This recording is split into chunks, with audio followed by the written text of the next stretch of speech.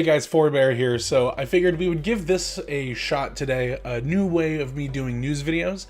If you guys like this, then I will continue to do it. If not, then we'll switch over and do it back the way that I've been doing it before. So let's go ahead and jump into this. First of all, let's go ahead and address the big elephant in the room. This is very obvious. This became known early this morning. Jason Schreier put up an article over at Bloomberg letting everyone know that Microsoft's new Halo game loses top director after project delay. So this is directly about Chris Lee, who was the game's project lead and has been at 343 since 2008, a year after it was founded, and has been working on the Halo games. The earliest I can personally remember is like ODST back in 2009-ish, but he has been at 343 at least in some capacity since 2008. So basically, Chris Lee's not at 343 anymore, and this seems like it's an end of the world kind of a scenario, but it's not. I promise it's not. Video games lose people and gain people all the time.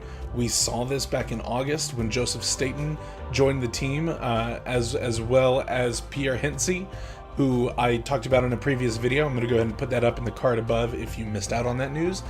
It's also over at the Halo Waypoint blog, so there's plenty of ways to find that info if you haven't heard it or seen it yet.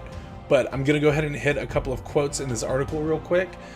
First of all, Chris Lee quoted as saying, quote, "I have stepped back from Infinite and I am looking at future opportunities. I believe in the team and I am confident they will deliver a great game, and now is a good time for me to step away." Here's the big kicker. People are really freaking out. People are worried about him. He's still at Microsoft. It's even quoted down below from Microsoft in an email statement about his departure. It says, "Chris Lee remains a Microsoft employee, and while he has stepped back from Halo Infinite right now, we appreciate all that he has done for the project to date." Of course, this is going to be like marketing spin on news. They're going to make this sound as positive as possible, regardless of if it is a good thing or not. People leave games all the time. This could be for any number of reasons. It could be a mental health thing. You can only take so many months of millions of people telling you that your game looks terrible and that, you know, he's probably getting death threats, among other things. This could have been for any reason. On top of this, like I said previously, Joseph Staten and Pierre Hentze. Joseph Staten was brought in, who is a Halo veteran, worked at Bungie for a decade and a half, working on Halo. Left Bungie to go work at Microsoft's Game Studios as an executive producer and creative director, so to help those games along from Microsoft's Game Studios. And then Pierre Hentze, who was running the Master Chief's sustain team, basically. So he was helping with the MCC's new progression system and the seasons, as well as bringing those titles to the PC. I think Joseph Staten and Pierre Hentze basically took over the job, is what happened. I think that Microsoft was worried about the game, as well they maybe should have been, who knows, we don't know. Joseph Staten and Pierre Hentze come in and basically take over the job. Joseph Staten's running campaign, Pierre Hentze's running multiplayer. Now, what extent of that, we don't know, obviously. But Chris Lee was obviously not needed anymore. He said it himself that he felt like now was a good time to step away, so we just kind of have to take his word for it for now.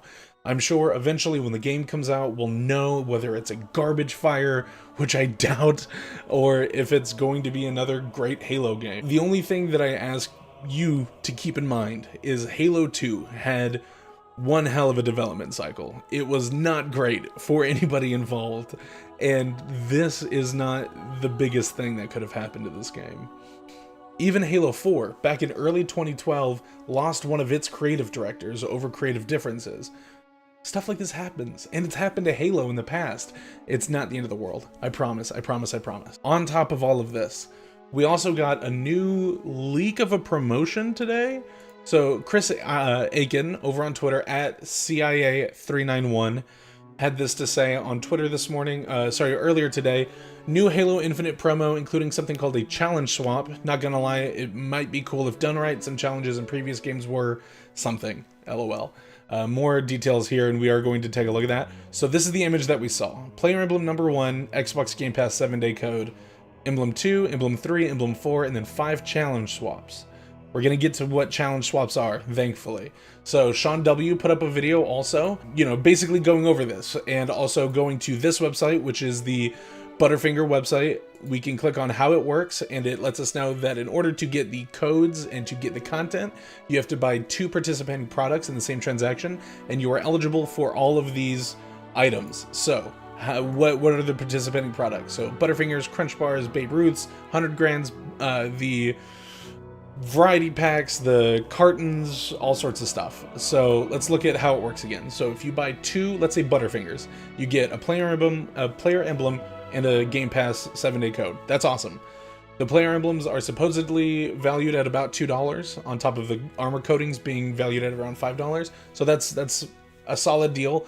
An emblem in Game Pass. If you buy 4, so if you do this twice, if you buy 4 now, you get the first player emblem and player emblem 2. I assume also you get the Game Pass code. If you do this 6 times, so 6 Butterfingers or 3 transactions, and it does have to be 2 in the same transaction. So 1 transaction is 2 candy bars. Second transaction, another 2. So if you buy 6 candy bars, 3 transactions, you get 3 emblems. 4, so 8 candy bars, you get 4 emblems. And then once you hit the 5th transaction, so 10 candy bars, now that is quite a bit, you get challenge swaps. We don't know what challenge swaps are, right? This is completely new to us. This is completely alien to us.